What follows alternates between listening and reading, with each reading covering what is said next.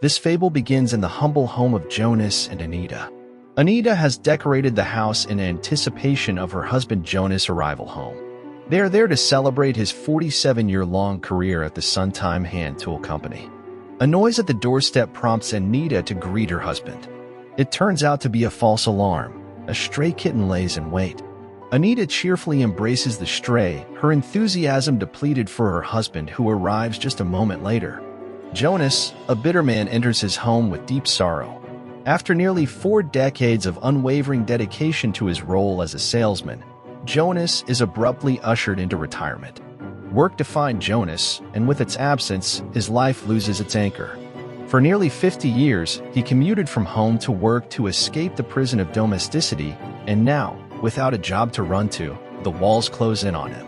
All that he is left with is a commemorative golden mallet from his workplace to symbolize years of dedication to the company.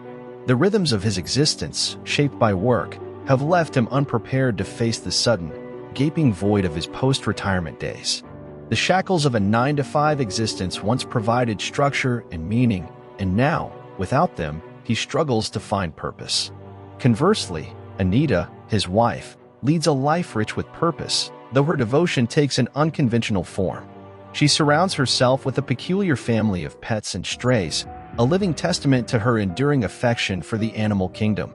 Her home becomes a sanctuary, teeming with creatures that fill the void left by a distant husband. Amid the menagerie, Jonas' discontent simmers, and he laments his perceived entrapment inside what he mockingly calls Noah's Ark. As the layers of their unfulfilled lives unravel, it becomes clear that Jonas and Anita are not only unfamiliar with each other, but they don't particularly like each other either. Their marriage, built upon societal expectations and years of misguided attempts at happiness, has lost its luster.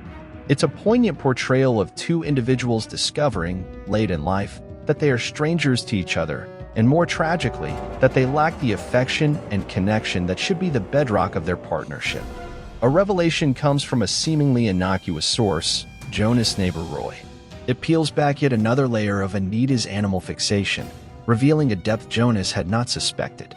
She elevates her devotion to an unsettling level, playing a bizarre role reversal.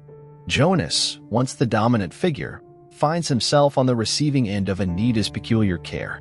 Frustration mounts as Anita uses unconventional means to cater to her newfound desires.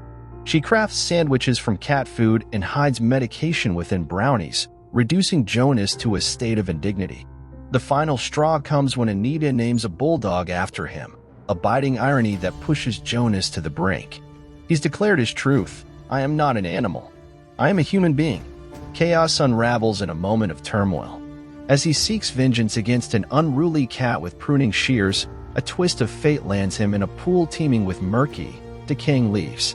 The sanctuary of the bathroom, once a haven for respite, reveals an equally unnerving surprise. It's filled with fish.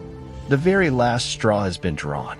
Jonas embarks on a mission that Anita isn't privy to, retreating to the basement for his clandestine hobby. The boundaries are clear. She's to stay away. Little does she know the nature of his new pastime, a hobby shrouded in darkness. Jonas finds solace in a morbid pursuit, venturing into the dark world of taxidermy. This newfound hobby becomes a sinister outlet for his mounting frustration. The lifeless eyes of once vibrant animals are now void of their essence. The tension mounts as Jonas becomes unhinged, and his dissatisfaction with the makeshift zoo in his home takes a disturbing turn. He reveals his gruesome creations, animals preserved in a grotesque semblance of life. The sense of impending dread heightens, and Jonas' brooding discontent takes on a menacing edge. In a harrowing act of desperation, Anita confronts the man she once loved. The gold-plated hammer, once a symbol of appreciation, is now a weapon of bloodshed. Jonas meets a tragic fate at the hands of his wife, a violent conclusion to a twisted tale. In the following scene, the aftermath unfolds. The couple, sitting in their living room with a television set playing to an empty audience, conceals a chilling secret. Neighbor Roy arrives, oblivious to the grim reality. A ghastly sight meets him as he stumbles upon a room where Jonas sits, his lifeless form meticulously stuffed and stitched back together, an eerie testament to the darkness that lurked beneath the veneer of domesticity. Subscribe for more videos like this, turn on notifications, and leave a like to help the channel out. Thanks for watching.